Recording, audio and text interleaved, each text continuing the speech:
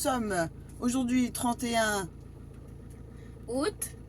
Merci monsieur Date. Et du coup on a passé notre week-end à Nantes avec la famille et malheureusement il a beaucoup, beaucoup, c'était pas une tempête non plus, mais assez plu pour que on soit un petit peu bloqué par rapport à ce qu'on voulait faire. Notamment dans la résidence, il y avait une piscine et on a pu en profiter le vendredi, non, le jeudi, non, le mercredi. Oui, je dis le week-end, en plus c'est pas le week-end. Le mercredi soir, on a pu en profiter avec les petits. Et après, jeudi, il faisait pas beau. Et puis vendredi, encore moins beau. Mais bon, quoi? C'était jeudi, c'est Bah oui. ça? Ah non, attends. C'était jeudi. Ouvre la porte, dis à papa qu'il a envie de faire pipi. Papa, elle a envie de faire pipi, Adrienne. Ah, tu peux y aller, c'est bon.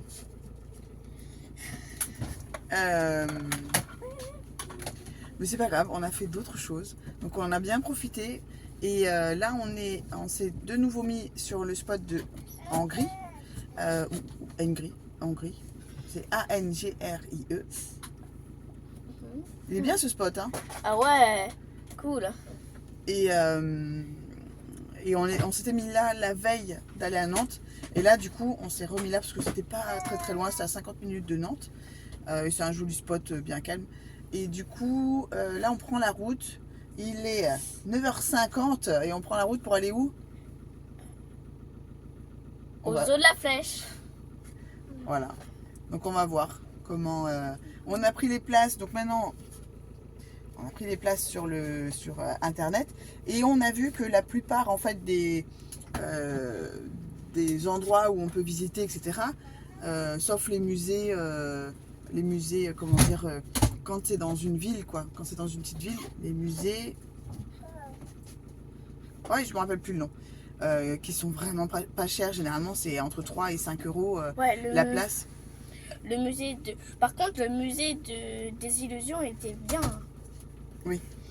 Quand c'est des petits musées comme ça, il n'y a pas forcément de billetterie en ligne. Mais quand c'est des gros trucs, il y a des billetteries en ligne. Et généralement, ça nous fait gagner quand même pas mal de sous par personne. Enfin, pas mal de sous. Ça fait genre entre 2 et 4 euros, quoi. Donc en fait, on s'est dit, on va prendre que en e-billets. Et puis comme ils ont leur cahier du souvenir, il faudra qu'on imprime les e-billets pour les mettre dans leur cahier du souvenir. Ouais. Donc voilà, on va voir si ce zoo est cool et chouette ou moi j'espère quand même parce que le dernier zoo on a été assez déçus, donc j'espère que celui-là c'était le zoo démoniaque.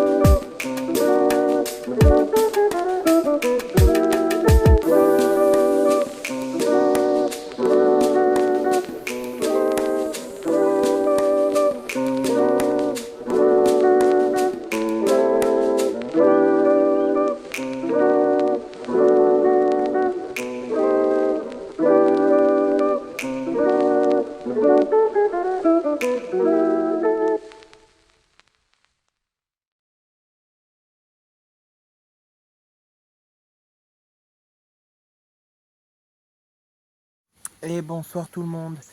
Je vous fais un début de retour donc sur le zoo de la Flèche qu'on a visité donc ce week-end, hier exactement. Voilà, comme je le disais, on a eu donc de la pluie le matin et puis finalement l'après-midi, on a eu le très beau temps. On a même eu très très chaud. Donc vraiment, on a apprécié, on avait peur de ne pas voir le zoo au vu de la pluie et tout. Parce que bah, quand il y a trop de pluie, les animaux se cachent un petit peu. On avait donc un oublié daté donc, qui était utilisable que ce jour-là et non remboursable. Euh, donc vraiment un bon après-midi. Alors je sais qu'on avait dit que ce serait le zoo de Monster, ce serait sûrement l'un des derniers zoos, mais le zoo de la Flèche. Donc c'est un zoo qui est quand même assez connu en France. C'est un grand zoo sur 18 hectares donc pour les animaux. Et donc dans le département de la Sarthe. Il faut savoir que c'est un zoo, c'est le troisième parc le plus visité dans les Pays de la Loire, tout parc confondu, hein, que ce soit zoo, parc botanique, parc d'attractions. Donc le zoo de la Flèche, c'est le troisième zoo le plus visité.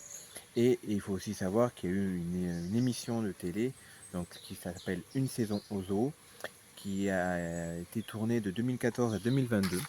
Ils font des courtes vidéos un petit peu sur YouTube, présenter leur zoo et les expériences avec les soigneurs.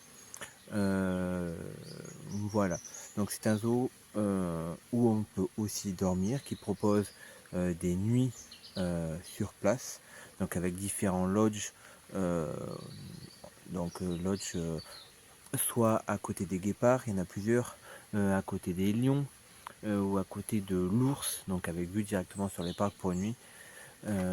Donc voilà, ça peut être une expérience assez sympathique à faire. Voilà, il faut savoir que ce genre de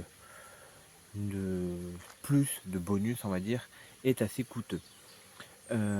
Sur le zoo en lui-même, donc les espaces sont quand même extrêmement grands.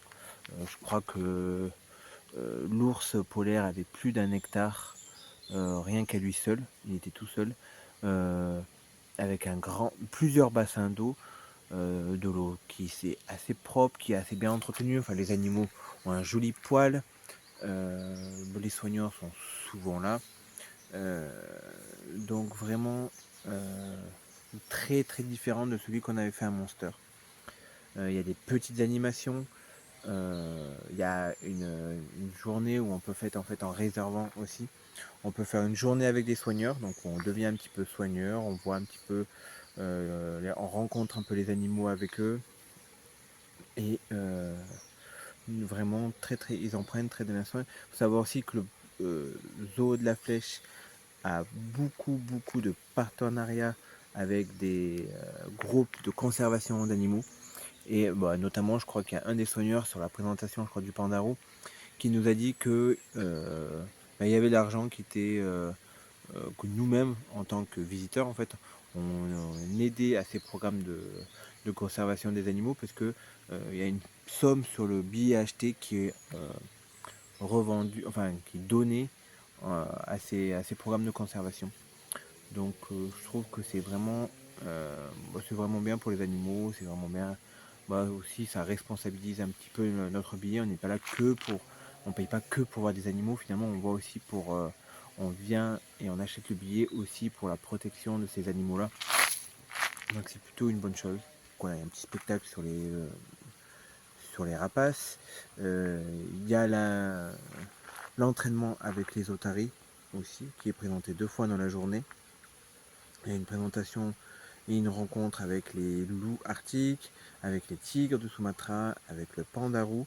Donc c'est des petits moments où les soigneurs viennent leur donner à manger, puis les attirer un petit peu vers le public parce que c'est des animaux qui restent assez souvent cachés. Quand le personnel est agréable, vraiment, les soigneurs aussi.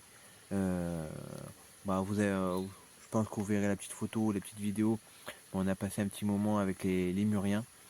Donc voilà, sur la pancarte, il y a bien marqué non, ne pas essayer. Enfin, surtout le zoo, il y a marqué parce qu'il y a des perroquets en liberté dans le parc et qui restent dans le parc. Hein. Ils sont vraiment pas cantonnés à une volière, ils sont vraiment un peu dans le parc, dans les arbres. Et donc là, on était dans un espace où les lémuriens étaient en liberté. Et donc il y a bien marqué ne pas essayer de toucher les animaux, de leur donner à manger et tout. Mais par contre, voilà, les soigneurs tolèrent que si lors de la visite dans cet espace des lémuriens, un lémurien en fait vous monte dessus, comme ça a été le cas en fait, on a été plusieurs hein, à se faire en fait monter pas des lémuriens parce qu'ils aiment bien les sacs à dos, ils aiment bien s'asseoir sur nos épaules, ils aiment bien la hauteur. Donc voilà, on a été 2-3 personnes à avoir des lémuriens dessus. Et ça c'est toléré. Donc du coup c'est agréable parce que même si concrètement on n'a pas le droit de les toucher, le fait d'avoir un lémurien sur l'épaule, on a quand même ce contact euh, de l'oreille avec la fourrure. Et franchement les lémuriens sont hyper doux en plus. Donc vraiment on a apprécié tous les deux ce moment avec Marie parce que ça c'est sympathique parce que c'est pas tous les zoos qui ont des oiseaux qui laissent en liberté, qui peuvent vous approcher. Là des lémuriens en liberté. Donc voilà, c'est vraiment une bonne petite animation aussi.